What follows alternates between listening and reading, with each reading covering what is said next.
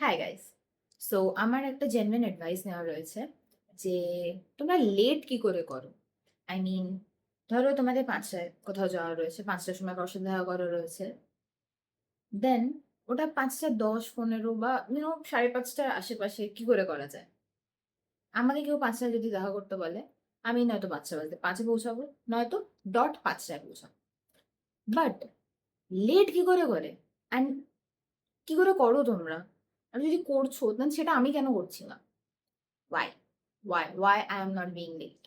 Why I am always on time?